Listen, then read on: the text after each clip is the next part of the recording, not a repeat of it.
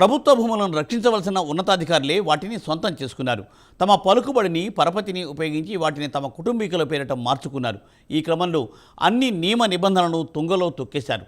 రంగారెడ్డి జిల్లా నాగారం గ్రామంలోని భూదాన్ భూములు ఆక్రమణకు గురైనట్లు తెలంగాణ హైకోర్టులో దాఖలైన పిటిషన్లో ఈ విషయాలు బయటకు వచ్చాయి. దీనిపై సిబిఐ ఈడీలతో విచారణ జరిపించాలని హైకోర్టు నిర్ణయం తీసుకుంది.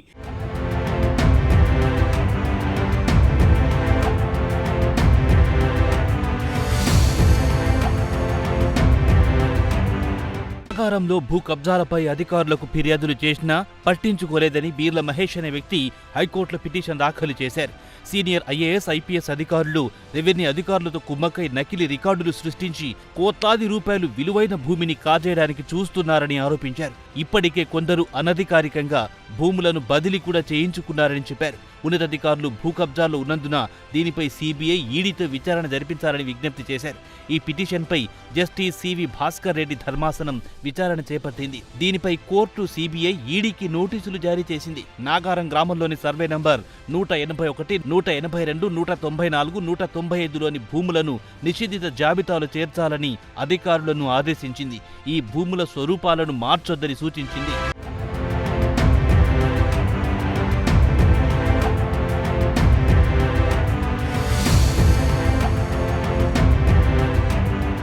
రాష్ట్రంలో పనిచేస్తున్న ఉన్నతాధికారులు, వ్యాపారవేత్తలు, రియల్ ఎస్టేట్ వ్యాపారులు ఈ కుంభకోణంలో ఉన్నారని పిటిషన్ తరపున న్యాయవాది కోర్టు దృష్టికి తీసుకొచ్చారు. రెవెన్యూ అధికారుల సాయంతో భూమి రికార్డులు తారుమారు చేయడం, నకిలీ పత్రాలు సృష్టించడం జరిగిందన్నారు. దీనికోసం ధరణి పోర్టల్ కూడా దుర్వినియోగం చేశారని చెప్పారు. ఈ భూములపై పిటిషన్ వేసినందుకు తమ క్లయింట్ ను బెదిరిస్తున్నారని కూడా తెలిపారు. ఇప్పటి వరకు 10 లీగల్ నోటీసులు పంపించారని చెప్పారు. ₹1 కోటి వరకు పరువు నష్టం దావా వేస్తామని, చట్టపరమైన చర్యలు తీసుకుంటామని హెచ్చరిస్తున్నారని తెలిపారు. ఈ అంశాలన్నింటినీ పరిగణలోకి తీసుకున్న జస్టిస్ భాస్కర్ రెడ్డి భూములు కొనుగోలు చేసిన ఐఏఎస్, ఐపీఎస్ ఉద్యోగులు, వారి కుటుంబ సభ్యులకు నోటీసులు జారీ చేశారు. వీరిపై చర్యలు తీసుకోవాలంటూ ఆయన సిబిఐ ఈడీలకు కూడా నోటీసులు జారీ చేశారు. భూదాన్ భూమి అన్యక్రాంతానికి గురి కావడంపై కౌంటర్ దాఖలు చేయాలని రెవెన్యూ ప్రిన్సిపల్ కార్యదర్శిని ఆదేశించారు. మొత్తం 76 మంది అధికారిక, అనధికారిక ప్రతివాదులకు నోటీసులు జారీ చేశారు. వారందరూ జూన్ 12 లేదా అంతకు ముందు కౌంటర్ దాఖలు చేయాలని చెప్పారు.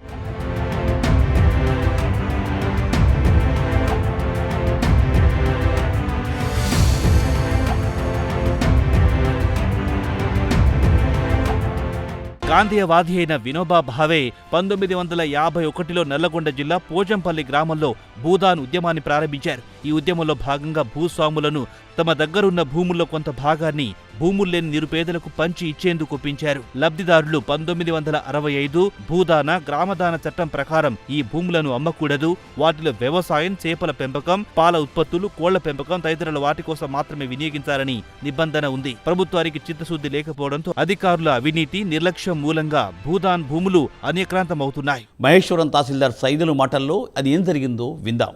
194, 195 Bhoodan number, only 181, 192 Bhoodan lands.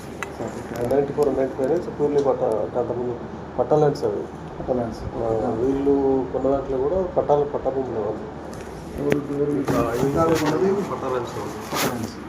ఇది 182, 192, 181, 82, 94, 95, 181, 182 అది భూదాన్ ల్యాండ్ ఉంది. దాని మీద ఆల్రెడీ కేసు హైకోర్టులో కేసు నడుస్తుంది. వాళ్ళు దానికి వీళ్ళు కొనుక్కున్న దానికి సంబంధం. మీరు చూసారు కదా రెప్యుటేషన్. మరి దానిపైన నెక్స్ట్ ఎలాంటి స్టెప్ తీసుకుంటారు? పట్టాలని కొంటే వాళ్ళ స్టేట్ రియాక్షన్ తీసుకుంటారు. ఇప్పుడు భూదాన్ ఇప్పుడు 181, 182 ఏం కొనుగోలు అది అయితే ఆ ట్రాన్సాక్షన్స్ అన్ని మళ్ళీ భూదాన్గా మార్చడం వేరు. అది డిఫరెంట్ ఇష్యూ, వీళ్ళది డిఫరెంట్ ఇష్యూ. మీకు ఏదైతే ఇన్ఫర్మేషన్ కూడా చెప్తున్నాను చెప్పేసి హైకోర్టు ఎందుకు ఈ విషయంలో సీరియస్ అండి? హైకోర్టు ఏ విషయం సీరియస్ అంటే మీరు పట్టలాండ్ తీసుకుంటే హైకోర్టు సీరియస్ కావాల్సిన అవసరం ఉంది. వాళ్ళ అంటే హైకోర్టు జడ్జి గారు కామెంట్ చేసిందని మనం ఇట్లా తప్పు చెప్పని మనం చెప్పలేం కదా. గవర్నమెంట్ కౌంటర్ ఇవ్వడం, గవర్నమెంట్ కౌంటర్ ఇస్తుంది. బీసీసీ లెవెల్ కౌంటర్ ఇస్తారు. అనుకుంటే కరెక్ట్ గానే ఉంది వయసు.